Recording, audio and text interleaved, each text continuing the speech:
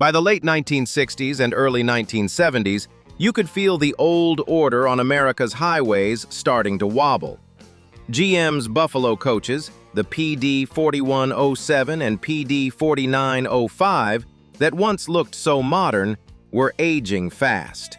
They were heavy, expensive, and built for a world where fuel was cheap and maintenance labor was easier to come by.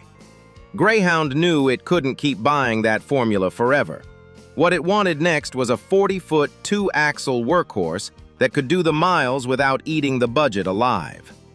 MCI had already proven it could build a fine, premium machine with the MC-7 Super 7.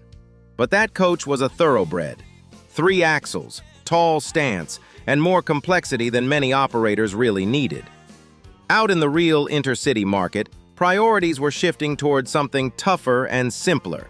Buses that were durable, easy to service, and cheaper to run day in, day out. As GM slowly lost its grip on the business, a gap opened up. MCI saw its chance. The MC-8 was conceived as the bridge between the elegant MC-7 and the future MC-9, a coach designed under pressure to give Greyhound a practical, cost-effective replacement just in time to renew its fleet. And out of that moment came the MC-8, a coach built with a very different purpose in mind. Produced from 1973 to 1978 with roughly 4,475 units on the road, it marked the point where MCI shifted away from the luxury-first philosophy of the MC-7 and leaned fully into the idea of a true workhorse. This was a 40-foot, two-axle intercity machine built for line-haul miles and long-distance charter work, the kind of service where simplicity and durability mattered more than elegance. What made the MC-8 so important wasn't just its timing, it was how it redefined MCI's identity. This model became the foundation that allowed MCI to overtake GM in the intercity market, and many of the design ideas proven on the MC-8 would soon evolve into the standards that shaped the legendary MC-9. As the MC-8 took shape, its appearance made the shift in philosophy easy to see. The tall, dramatic lines of the MC-7 gave way to a squarer, more utilitarian profile, with a roofline that rose only slightly toward the rear.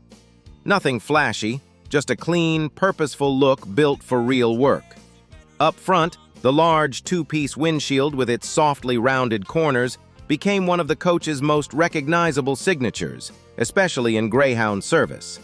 And tucked neatly into the upper right corner sat the destination sign. A small detail, but one that instantly marked the bus as an MC-8 to anyone who spent time around depots. Along the sides, the window arrangement told its own story. Early production runs used the distinctive parallelogram-shaped windows that, unfortunately, created a few passenger seats with no real view outside. Later models corrected that issue with rectangular windows spaced more evenly, eliminating the infamous blind seats. Beneath those windows sat 3 generous luggage bays, each opening upward to swallow big suitcases, freight, or charter gear with ease.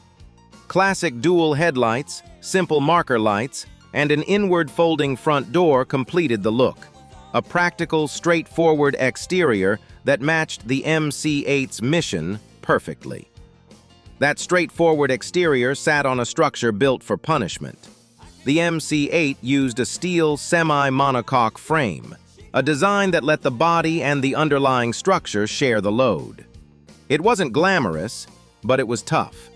On rough highways or chipped-up secondary roads, the coach resisted twisting far better than many rivals of its era.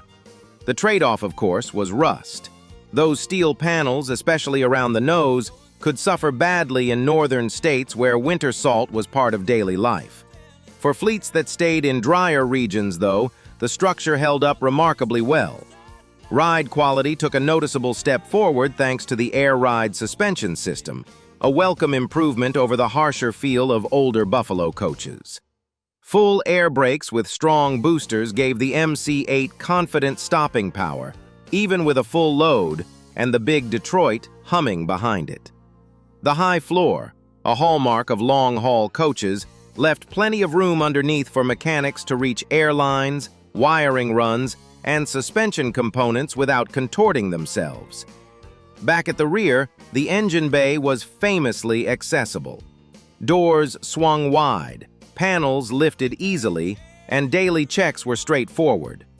That combination of rugged framing, simple systems, and mechanic-friendly layout helped the MC-8 rack up 1 million miles in regular service, and in many cases, 2 million before retirement. And powering all that steel down the highway was one of the most familiar sounds in American bus travel, the Detroit Diesel 8V71. This two-stroke V8, rated at roughly 318 horsepower in its coach configuration, was the beating heart of the MC-8. With its Roots-type supercharger forcing air through the cylinders, it delivered that unmistakable Detroit scream, a sharp, rising howl that echoed off mountain grades and downtown buildings alike.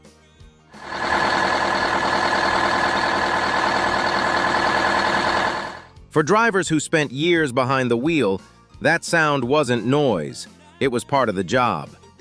The 8V71's strengths fit the MC-8 perfectly.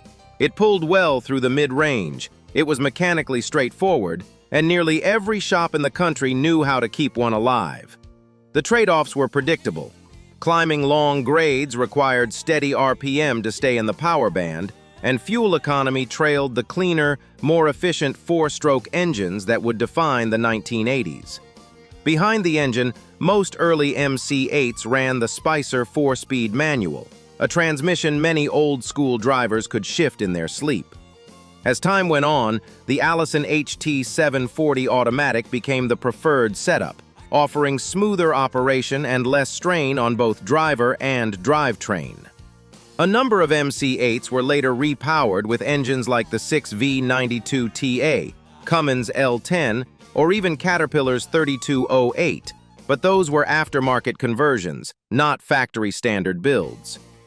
Production of the MC-8 began in 1973 at MCI's facility in Pembina, North Dakota, a plant that had already proven it could turn out reliable coaches for a broad mix of operators. But as Greyhound committed to the MC-8 in large numbers, the demand quickly outgrew what Pembina alone could handle. By 1974-75, MCI responded by opening a second line under the Transportation Manufacturing Corporation name in Roswell, New Mexico. Coaches built there carried the TMC badge, even though they were, in every meaningful way, true MC-8s. That split created a quiet distinction in the fleet world. Pembina-built units tended to flow toward charter operators, Trailways affiliates, and general commercial buyers, while the high-volume Roswell line fed Greyhound's enormous nationwide network. It was a moment that underscored just how much influence Greyhound held over MCI's production strategy, and how central the MC-8 had become to America's intercity highways. By the time both factories were humming, the MC-8 had become far more than just another coach in the catalog. It was the backbone of American intercity travel. Greyhound embraced it so fully that the company gave it a marketing name of its own, the AmeriCruiser MC-8. By the late 1970s, more than 2,000 of them were working the Greyhound system, an extraordinary number for any single model. Their presence was so widespread that for many Americans, the silhouette of an MC-8 was the look of long-distance bus travel. Trailways adopted the MC-8 as well, though in smaller numbers, since many of its divisions continued to favor Eagle coaches. Meanwhile, charter companies across the country found the MC-8 to be practical, durable, and easy to keep on the road, 3 traits every private operator values.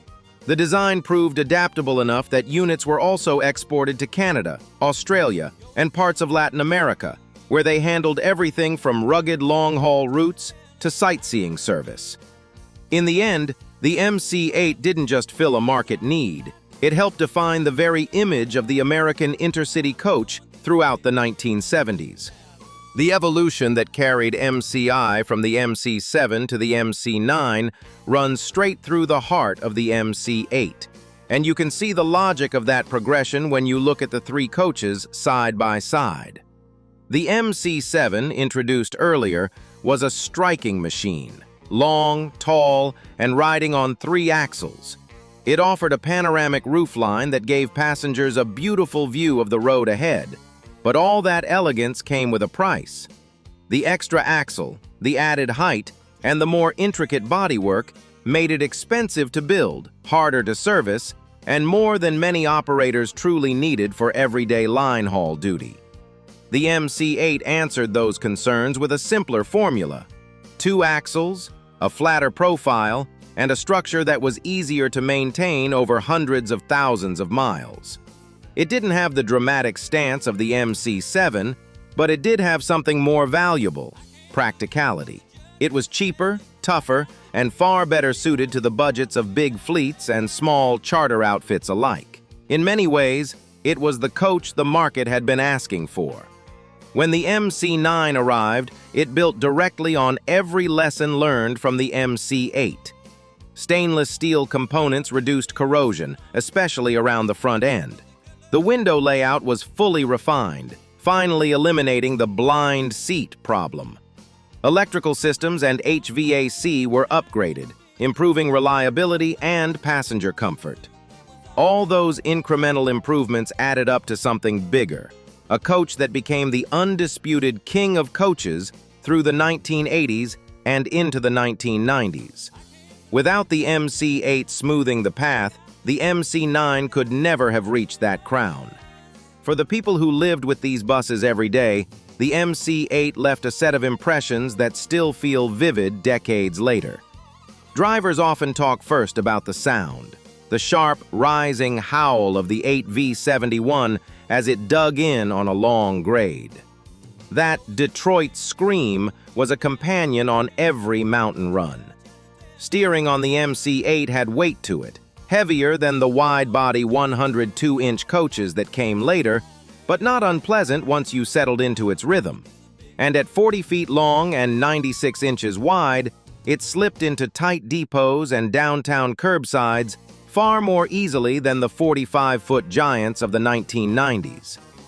For many old-timers, it was a bus that simply felt right in the hands. Mechanics saw a different side of the same machine. They appreciated how easily the MC-8 opened up: big access doors, wide panels, and a rear engine bay that didn't force you to work blind. The service manuals were straightforward, and the electrical system was simple enough that you could trace most problems without a maze of wiring. The downside was no secret. The steel nose could rust quickly in northern climates, and some coaches needed periodic patching or reinforcement. Even so, most shops considered the MC-8 a cooperative partner compared with many of its contemporaries. Passengers, too, had their own memories. Early models with the parallelogram windows created a few unfortunate no-view seats, but later versions fixed that flaw. The ride was generally smooth and quieter than the older Buffalo coaches, thanks to the air ride suspension and improved insulation. For countless travelers crossing long stretches of American highway, the MC-8 delivered a steady, comfortable journey, exactly what a good intercity coach is supposed to do. As the MC-9 rose to prominence, the MC-8 quietly moved into its second life, a phase that proved just how adaptable the design really was.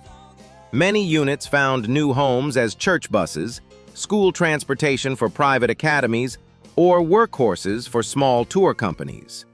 Others were converted into prison transport vehicles, where their rugged frames and simple systems made them dependable in demanding service.